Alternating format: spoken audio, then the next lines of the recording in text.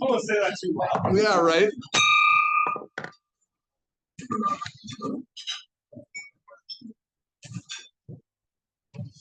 Happy Monday. Would you please join me in the Pledge of Allegiance?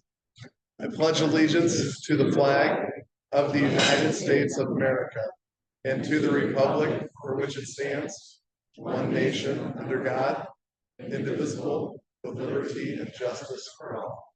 Pastor Paul?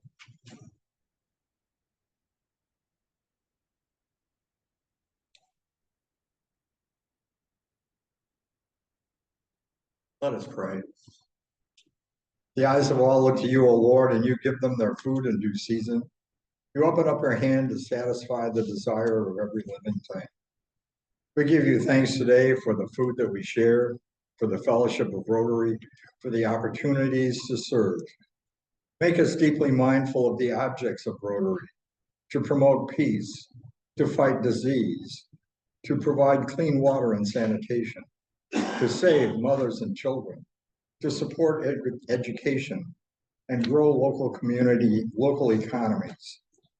Keep us faithful to our goals, that we may be found faithful in putting service above self. In Christ's name we pray. Amen. And join me in the four-way test. Of the things we think, say, or do, is it the truth? Is it fair to all concerned? Will it build goodwill and better friendships? Will it be beneficial to all concerned? Well, I hope everybody had a great week. I had an opportunity this week to randomly pop in on the Seattle Rotary Club's meeting and say hello. So that was a fun opportunity. It seemed like they did it primarily over Zoom, which makes sense since one of their members is living in Iowa right now. So I'm going to have Pastor Paul come back up here and talk about the Boot Bash.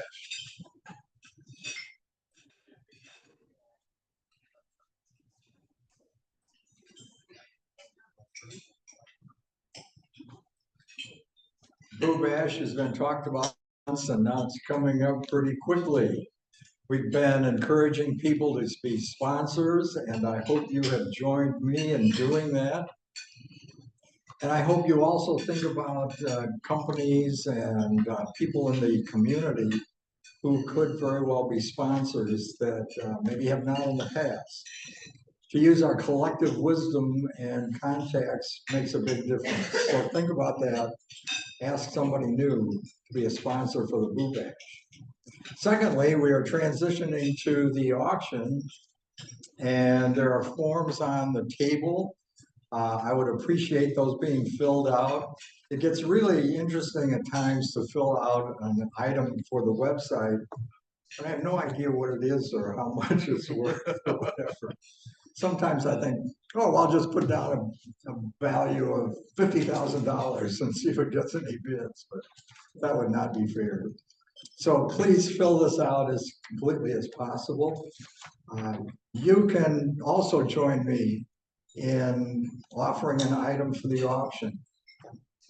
Our district governor is setting the example. He's already lined up over a half dozen auction items, and so we thank Norland for that. And I thank you for considering donating an item yourself and also contacting someone else to do the same. Boot Bash is coming. Together we'll make it a great success. Thank you, Paul. Do we have any other announcements from the floor? So I know this is very early, but I want to get a date on everybody's calendar. May 1st is going to be the annual district conference. It's going to be in Coralville, and I want to get that on everybody's calendar because it is Norland's year as the governor, and I want to have a representation from our club there to support Norland. It's not that far away in Coralville. The event will be most of the day, and then there's a dinner at the end of the night. But that's going to be the weekend of May 1st. So if we can get that on our calendar now. And now for fellowship, Carrie is pitch hitting for Andy Ferguson.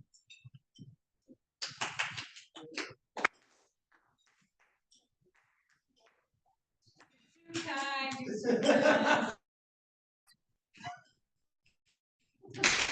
crowd. Hello, everybody. Thanks for having the fellowship. Let's talk a little bit about Christy Akins. Happy birthday on September 5th. Mike Kramer on September 13th. Kathy Klon today, the 15th. And Karen Vickers as well. Happy birthday to you. Cheryl Fry this Wednesday, September 17th. Julie Dunn on the 20th. Brig on the 21st. Andy Ferguson on the 21st. And Jim Brune on the 22nd. So happy birthday to all babies. We have some Rotary anniversaries as well. Our honorary member, Ron McGovern, 47 years this month. Doug Bertrand, 29 years. Karen Vickers, 29. Marcia Thrall, 3 years. And Jim Brune celebrating 29 years in Rotary. So thank you all for your continued membership in the club. I can't forget to give that. Okay, I got this printout from Andy Ferguson for fellowship. So we will do our normal trivia. The donation is whatever you care to donate, but please be generous. This all goes to our scholarship fund. And I will start here with Julie Dunn's table. So Andy provided these questions, so I have not really seen them before. September 15th, Hispanic Heritage Month begins. So the question for your table is multiple choice. Dolores Huerta and Cesar Chavez were labor activists who co-founded a workers' association for which group? A, agricultural workers, B, prison workers, C, healthcare. The correct answer is A, agriculture. Let's go to Gary DeLacy's table. On what day does Mexico celebrate Independence Day?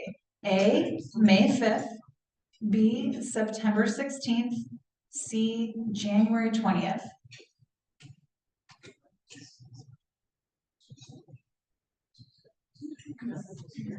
September. Correct, it is September 16th. All of Central America celebrates it on September 15th. All right, back to Christy's table. I can't see far, I can't see close. Christy's table. Question number 3. Chimichurri is a popular condiment and sauce in Argentina and Uruguay. What is it usually served on? A, roasted potatoes, B, turnovers, C, grilled meat. The meat, correct. Chimichurri is served on meat, but it's good on everything else too. All right, let's go to my table with Savannah and Heather and Amy. Which of the following Latin American cities is most populated? A, Sao Paulo, B, Mexico City, C, Buenos Aires.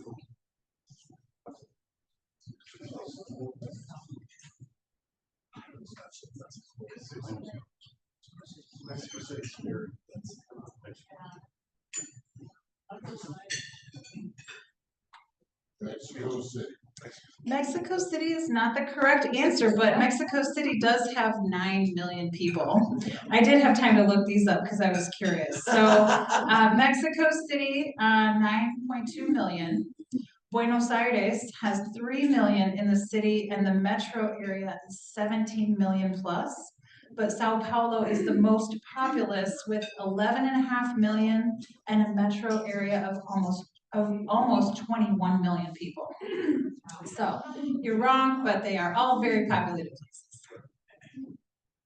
Alrighty. Andy's table here. Which continent does not have at least one Spanish-speaking country in it? Asia, Europe, Africa, or North America?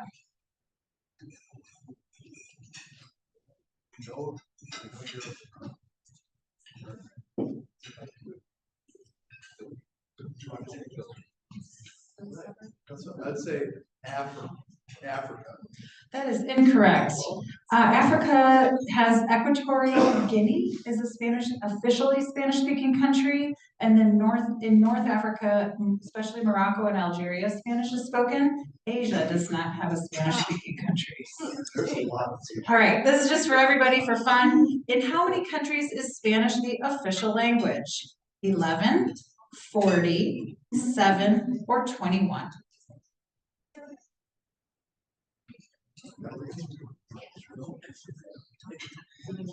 Julie got it, 21. Spanish is the official language in 21 countries, but it's spoken all over the world and on every continent. It is the native language of about 460 million people worldwide.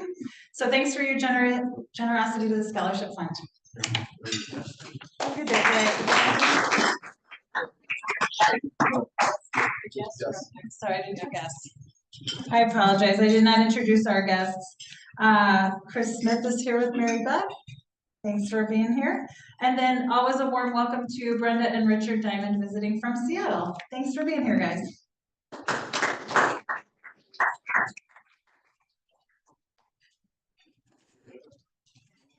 Well, thank you, Carrie. Well, I'm going to call up Jennifer Graff, and she's going to introduce our program.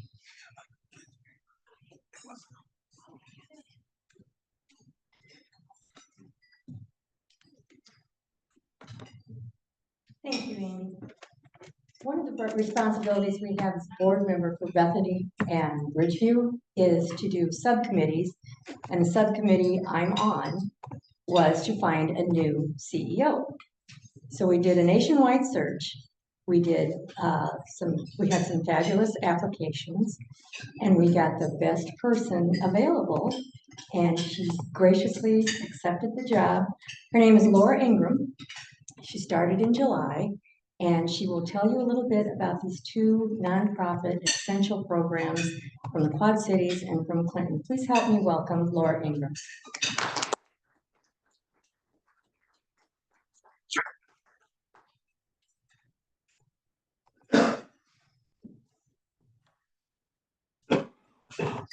I also cannot see far or near, so just to let you know. I will need these and I need other glasses. Okay. All right, so I think I will start with kind of who I am and where I come from. I think that might be helpful. I'm originally from Cincinnati, Northern Kentucky area. That's where all my family still is. I'm a social worker. So I started at the age of about 22 doing social work in foster and adoptive parent homes, going out to the homes, meeting with the families, talking with the kiddos, and I loved it very, very much, and did that for the first 15 years of my career, working directly with families and children, trying to help them to stabilize. And then my family moved to Charlotte, North Carolina about 12 years ago. And at that time, I got involved in food security. So I have been doing food security for about 10 years and just really loved being able to help families in that way and helping them to not worry about what their kids were going to eat the next night. And then I started kind of looking at where I believed that God wanted me next, and that's what led me to the search. And it felt a bit full circle to me what Bethany and Bridgeview do for these communities, that I would be able to help with both foster care and adoption, family preservation services, as well as mental health services, which is what we provide in Clinton. So that's why I'm here. Lots of people have kind of looked at me and said, what exactly brought you to the Quad Cities? Really glad to be here. I think Clinton, I spend one day a week, I spend every Tuesday at Bridgeview in Clinton. I love this drive. I think it's kind of delightful to drive from the Quad Cities to Clinton. Every time that I do, I can tell that this is a very important resource for this community and that this community cares very deeply about people that are in need. So I feel honored to be a part of it. Thank you for allowing me to speak. I have been here for 2 months. I started on July the 7th at Bethany, So I will honestly tell you, I still have more questions than answers, so I will do the best I can to answer any question that you have. I will tell you how I feel about things. I will tell you the honest truth, but I don't know every answer. I could get you answers from some of my team members. So going back a little bit, I'm not sure how much you all know about the connection, but it was right at about 2 years ago that Bethany did an affiliation with Bridgeview, and that was in an effort to assist with some of the business practices that were happening at Bridgeview. And I'm not sure how deep you all are into mental health, but the reality is that the majority of people that we serve have Medicaid as their primary source of payment. And Medicaid rates are incredibly challenging to maintain, which is why many private providers don't see people who take Medicaid. So it ends up being a difficult business practice to see 85% of your patients that take Medicaid. So that's what we were committed to, was that we wanted to support the Community Mental Health Center of Clinton and their surrounding areas, so that those 85% of patients who are on Medicaid and desperately need those services would be able to get the services that they need. So it's very different than going to a private practice, because many private practices cannot financially afford to see patients with Medicaid. So having a CMHC in your community, I believe, is really important. I hope that you believe it's really important. And Bethany wanted to prop up Bridgeview, and that's how the affiliation started. If it doesn't make any sense to you, it might not. So that's what happened, and that's why we're a part of it. So just some quick background. Bethany is located in Moline. Bethany's been around for 126 years. Primarily what Bethany focused on was child welfare, adoption, foster care, and family preservation. So those are the things that Bethany has done. If you have any interest in knowing more about that, I would love to talk to you. It's great work, got a lot of little people adopted into stable families, but we were already doing mental health services for children in Iowa. And so that was the reason for the fact that we stepped into the relationship with Bridgeview. So now on to Bridgeview, and I do have some trifolds for everybody if you would like to take one. So we are located at 19th Avenue. If you've never been there, it is a facility that has a lot of capacity where we can see many, many people in the community, and we're able to be seeing hundreds and hundreds of patients a week. So certainly bridging a gap for folks with mental health issues in this community. This is Bridgeview's mission statement, is to provide comprehensive, caring, and quality mental health services to folks in Clinton County and surrounding areas.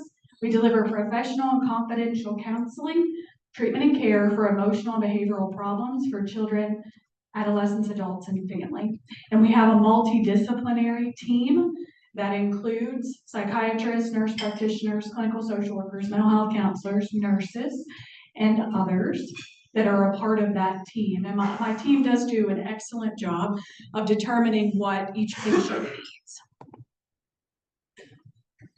This kind of highlights the service area. We also provide school-based mental health services. I don't know if you all have heard this information locally, but our kids and teenagers are really struggling with mental health issues right now. It is an epidemic throughout the United States, but it has been documented in numerous health studies that have been done of Clinton as well as the Quad Cities.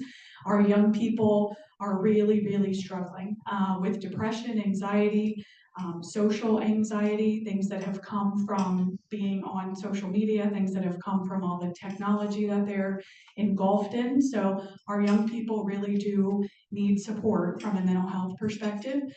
The other thing that seems very clear to me, especially in this area, is that suicide rates are very high. So those are things, we don't need to focus on the problem, we need to focus on the solution, but we want to be acknowledging that our young people especially need help right now. This is the history of Bridgeview. So has been around since 1969 as one of 32 private not-for-profit corporations. And it has changed ownership a couple times. It's always been a 501c3 for sure. And it was August the 7th of 2003 that the affiliation started, again, with an effort to try to prop up some of the back office support so that Bridgeview could really focus on seeing the patients. So these are the services that we provide. One is psychology, and these are nurse practitioners. So the primary role of our nurse practitioners is that they are actually going to prescribe medication, and that is pretty important for folks that suffer from major mental health issues. So I believe in therapy and treatment and all kinds of things as well, but some folks do need medication. It's what stabilizes them. It's also what makes them safe to be amongst you and your family in the community. Some folks with major mental health issues truly can be a danger to themselves and others. And so medication is a way that we can make sure that they're supported. Then we have therapy. So we have numerous therapists and have the entire range of children, adolescents, and adults coming in to talk with a therapist at Bridgeview every day. The kinds of techniques that they use are cognitive behavioral, interpersonal, play therapy, and then we just recently started accelerated resolution therapy. So we are trying to do some things that are really forward thinking in order to help people. There are mental health patients who have had every kind of treatment modality and they're still suffering. And so we're attempting to try some innovative things. School-based therapy, these are therapists who go out into the schools in Clinton, Scott, and Jackson counties, providing therapeutic services with the child. That has been really life-changing for a lot of kids and families because it's very challenging for them to have to leave school for 3 to 4 hours in the middle of the day to go and get treatment and then come back. This is very nice because they're able to schedule it during their gym class or something that is not quite as important to them educationally. And so they're able to get that treatment but not have to, and plus mom and dad are usually at work. So to have to leave work, go pick them up and take them back is challenging. This is called intensive psychiatric rehab. So these are, again, these are individuals who are suffering from major mental health issues, and this allows them to be in a sort of day treatment program during the day where they are supported. That happens at our location at Bridgeview as well. They might spend several hours there with a staff person during the day. They're doing recreational activities, spending time with other people, learning to socialize, things that help us to make sure that people are safe in the community. Behavioral intervention services are also children. This is skills-based work that happens with children in their homes primarily. And this is in order to identify that a child might need intervention very early. They might be 6 or 7 years old and starting to have some issues. And so we address those very quickly with the child and family. A lot of times those are parenting related types of issues. They're not necessarily mental issues for a 6 and 7 year old. Most of that is ways that you change the family structure and the parenting in order to stabilize that child. We also have peer support. This is a person who has lived experience with mental health themselves, and they work with their peers in order to help them to overcome some of those difficulties. So like, let's say that a person has been hospitalized in an inpatient unit, they would have a peer who the day that they get discharged from the hospital would go and pick them up, take them out to dinner, spend some time with them. Those days when a person gets discharged from the hospital are extremely important, especially if they're suicidal. Sometimes making it 24 to 48 hours without taking your own life makes a difference for a person. And a lot of times they are more receptive to talking with someone who has lived experience from mental health as opposed to another doctor, another counselor, another therapist who is telling them how to do things differently. So I really love this service. It's a little bit like AA in that there is a person who has lived through it and they have been able to get to the other side. And then we have community support services. Again, this is more about just functionally helping people to organize their day and their lives so that they can be productive, so that they can get a job, so that they can find the supports that they need. So we try to wrap services around folks as well. Okay, that was lickety split. So that's our services. I would love either to answer questions or even if you have, thoughts or questions that you've had or concerns that you've had about Bridgeview, I would really love to answer any of those. One of the things that we've tried hard to do over the last 2 years is to make sure that we repair any kind of damage to the reputation of Bridgeview in the community. I know there's been some change and some turnover, and we've had some staff turnover, and there's a lot of, travels fast. So we want to make sure that the people who need help in this community come and get help, and do is CMHC that can do that. So if you all have any questions or you have any thoughts, I'd be happy to answer them. How many employees do you have now? It's right about 40 at Bridgeview. There's 150 between Bethany and Bridgeview. In the majority, we have very few admin folks at Bridgeview. It's almost all happening on the Bethany side at this point. So finance, HR, operations, that's all kind of on the Bethany side. So we've taken away a lot of the overhead from Bridgeview. So almost all of those people are clinical folks at this point who perform the services. Over the last couple of years, there's been a lot of discussion about the need for transportation to get people to meetings or to get them out to Bridgeview. So is that still an ongoing issue? It is, yeah, definitely. One of the things, I will tell you, it's real easy to have insight. It's always 2020. I didn't choose that building, obviously. It does feel a bit far to me, to the population of people who might need to walk and have some time down here, kind of in downtown, understanding where the folks that we serve end up, and it doesn't feel like it's out there to me. So it is what it is. I'm kind of dealt with the cards I have, but we actually met with United Way and a couple of other folks in starting to talk about the ability to purchase vans, at least one van, so that we could go and pick up folks. So I think there are some potential solutions to make sure that we can get people there. We are also definitely, and Dan will tell you, we are looking at where the best spot is in order to serve the community. So that's where we are now. That's the building we have. But I have a terrific board who over the last couple months has really looked strategically, not just about Bridgeview, but things at Bethany too. So we're working on some strategic planning. We're thinking about making the right decisions for both Bridgeview and Bethany. And we have put every possibility on the table as far as what the best thing is to do for the community.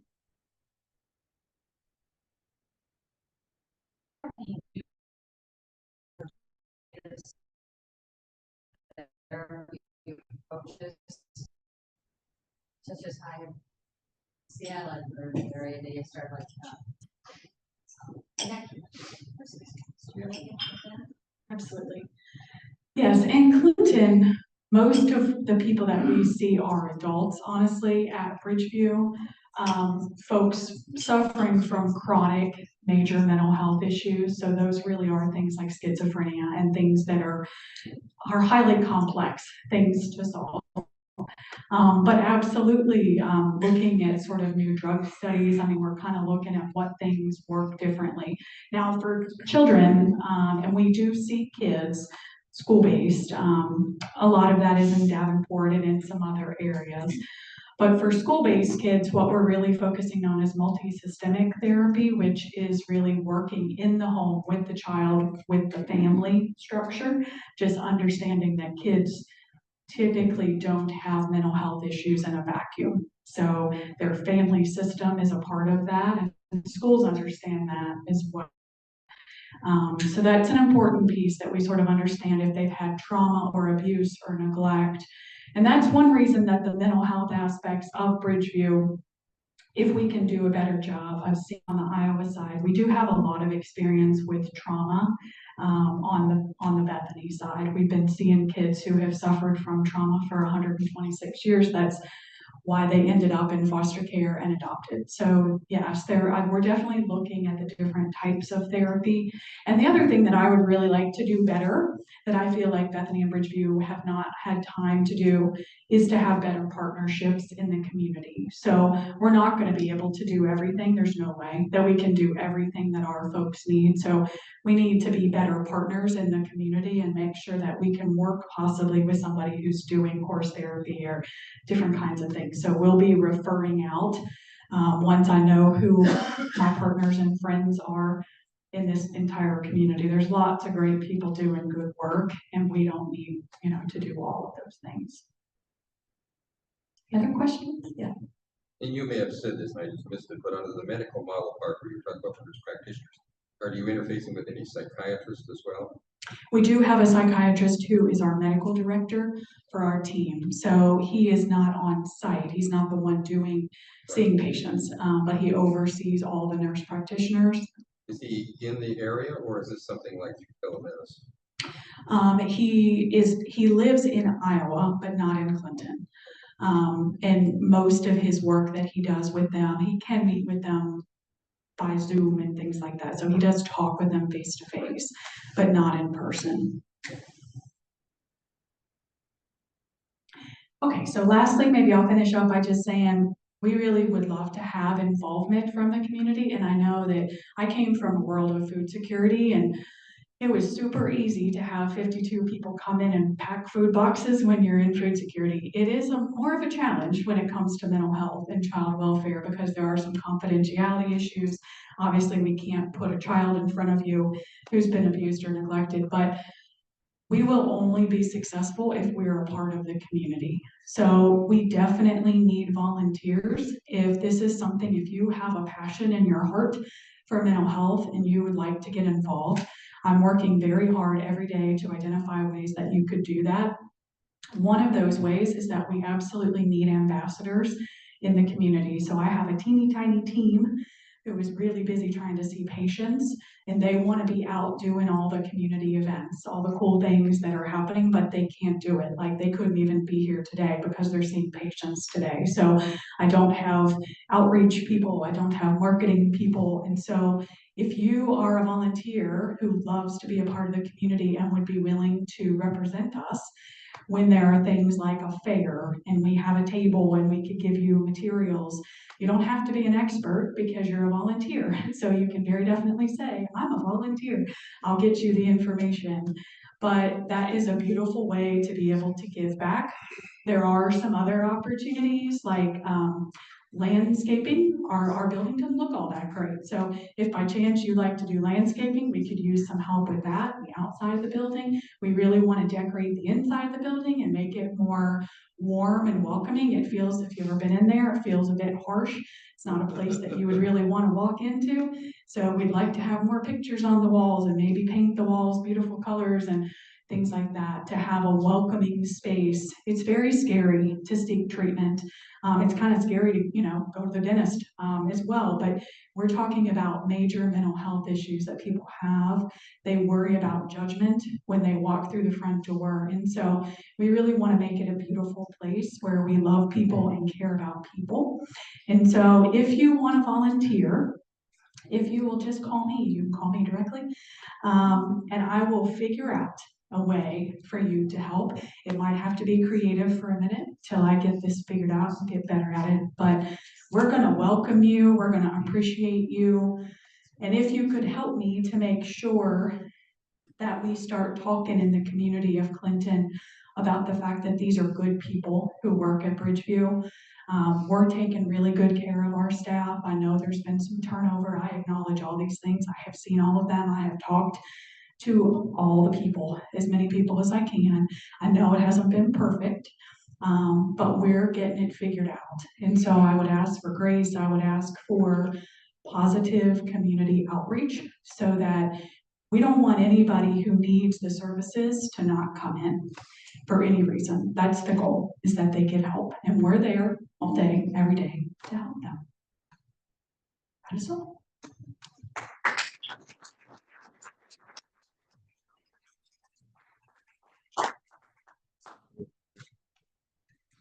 So each week, in honor of our speaker, we give a book to the Clinton Public Library Children Department. So you can sign the inside of this. And this book is called It's Okay Being Kind to Yourself When Things Feel Hard. So, hey, thank you so much. And, after a week of, it seems like in America, every couple of weeks, we have a discussion that we need to be doing more for mental health. And so it's amazing that we have Bridgeview and those types of resources within our community to get people the help they need. So with that, everybody have a great week. Unite for good. Oh, also Dan Serp was here. We forgot to mention that. Dan Serp was here. He came with Jennifer Graff, County Supervisor, board member at Bethany.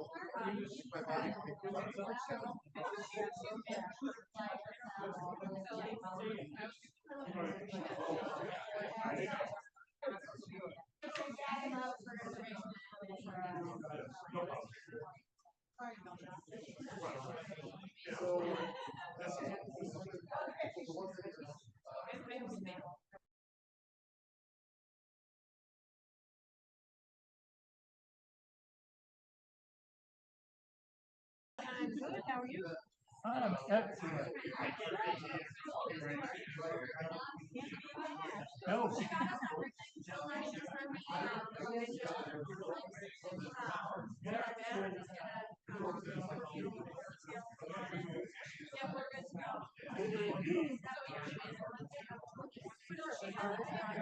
Put her card on your book.